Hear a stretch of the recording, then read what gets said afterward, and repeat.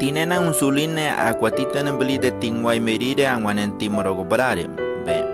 Hola, ¿qué tal amigos? Sean todos bienvenidos. En esta oportunidad quiero presentarles este video fin de semana donde se puede ver la estación del metro totalmente vacío.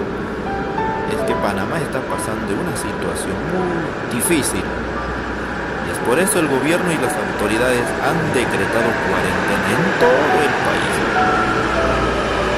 Por el temible y mortal coronavirus llamado COVID-19, el cual ha afectado a miles de personas en China, Corea del Sur, España, Italia, y ya se ha propagado en todo el mundo y está en Panamá.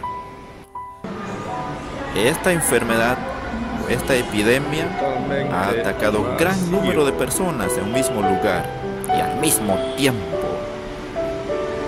No nos sorprende esta plaga porque sabemos que todas estas cosas están escritas en Levítico 21, Deuteronomio 28, San Mateo 24 y San Lucas 21, y se tienen que cumplir.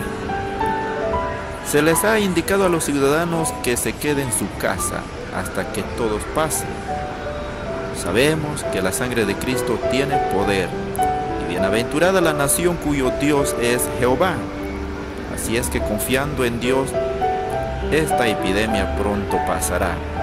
Sigan las recomendaciones del Ministerio de Salud y la medida de prevención. Haciendo esto, usted y yo juntos ganaremos esta guerra. Quédate en casa, he dicho. Hasta pronto.